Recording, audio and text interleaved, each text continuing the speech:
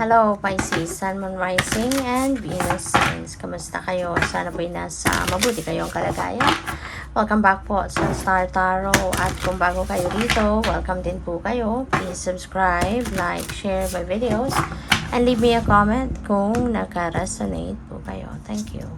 So Pisces, first card, the ending that opens the space for the beginning. Ayan. So, narinig ko agad dito, relationship, no, Pisces. Maaari na you are putting an end to a relationship.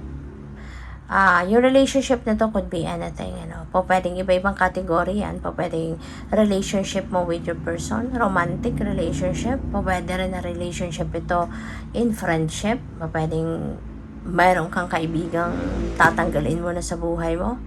Diba? Pwedeng ganun. So, depende yan sa inyong sitwasyon. But, this is going to open up new door para sa iyo. Para mas makakilala ka ng bagong taong mas maganda, mas mabuti. Diba? At maaring mas magkakaroon ka dito mas magkakaroon ka ng very supportive na tao, bagong tao sa buhay mo, pwedeng ganon. Or this could be something else. Pwede rin na hindi ito relationship. Pwede na para sa iba sa inyo, this is something else. Pwedeng trabaho. Diba? Maybe you are going to resign sa trabaho or you're going to retire. Diba?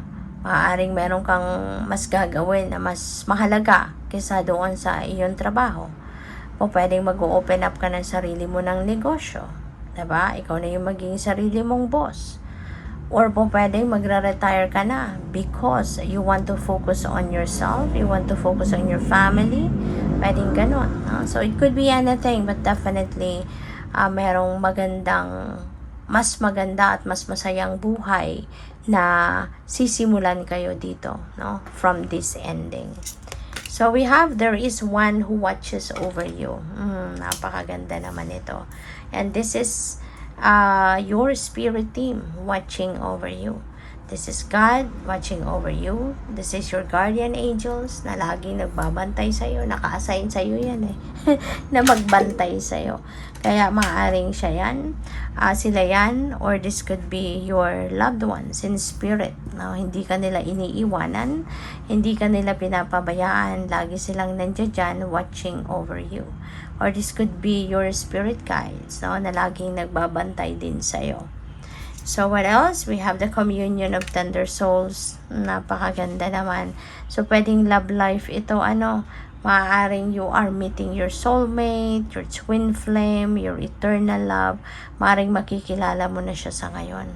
At, maaaring ito na nga, yung pagkakakilala ninyo na yan, maaaring mauwi agad sa isang relationship, mauwi agad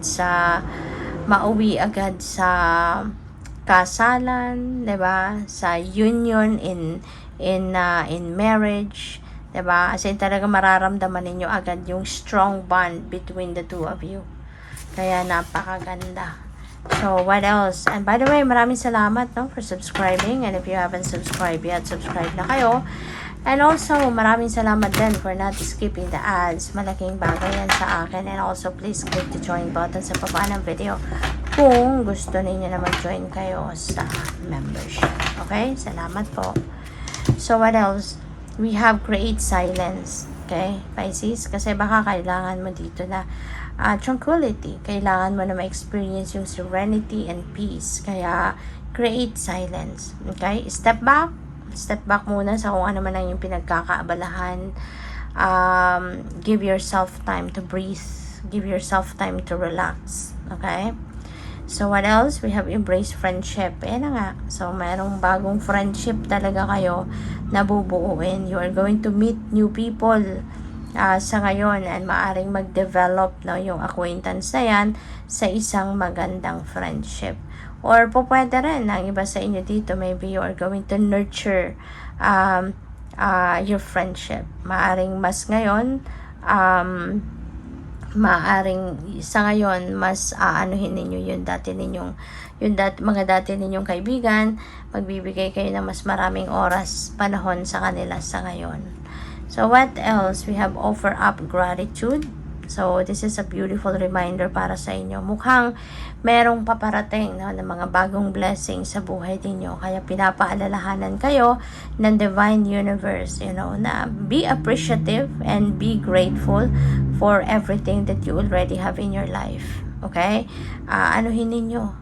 Ang tawag dito, mas i-appreciate pa ninyo lalo ngayon kung ano man ang mga biyaya na binigay sa iyo ng Divine, ano man yung mga biyayang meron kayo na blessed na sa iyo ng Universe, maging appreciative kayo of that. Matuto kayong magpasalamat kasi yung gratitude attitude, kapag lagi tayong nagpo-project niyan, lagi tayong nagpapasalamat sa mga biyaya, maliit man or malaki, 'di ba?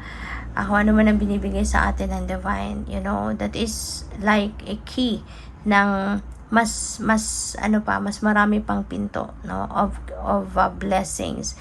Kaya mas marami ka pang matatanggap, na mas marami pang biyaya, mas marami pang abundance, prosperity, good life, happiness, no, and other things na matatanggap from the universe. So we have love unabashedly. Ayan. So, siguro nga, love is in the air ngayon for some of you, Pisces. Diba? Siguro, itong communion of Thunder Souls, talagang magiging super in love ka ngayon. Maaari talaga ng iba sa inyo ngayon papasok sa bagong love and romantic relationship. Baka dati wala kayong love life at ngayon magkaka-love life na kayo. So, congrats sa iyo. So, we have rest deeply, okay? Create silence and rest deeply. Baka din kayo, no, Pisces? Masyado na kayong exhausted. Masyado na kayong pagod. Kaya, ibigay nyo naman ito sa sarili mo. Ibalato mo na yung pagpapahinga, yung pagre-relax. Kasi tao lang tayo, okay? Always remember na we are just humans. Napapagod din tayo. Merong expiration ang lakas natin, 'di ba? Kaya kailangan na lagi natin itong nire-replenish, 'di ba? Always give yourself time to breathe. Mag-relax ka. Ibawiin mo. Give yourself time na makabawi sa stress, makabawi sa pagod, 'di ba? At ibalik mo lagi sa katawan mo, sa sarili mo, yung lakas, no, na kailangan nito. So, embrace stillness. Ayan na nga. Rest deeply, embrace stillness, create silence. Kailangan mo na to, Pisces. Kailangan mo nang magnilay-nilay, magmuni-muni, give yourself time na makapag-relax ka talaga. Okay? Huwag mo nang magpaka-busy. Okay? Para na makabawi ka muna sa sarili mo. Replenish, renew yourself. Kailangan mo yan sa ngayon. Okay? Balato mo na yan ng pagpapahinga. Give yourself an opportunity to rest and relax para na mas maging productive ka palalo pagkatapos niyan. Okay? Good luck. Thank you for watching. Love and light. Namaste.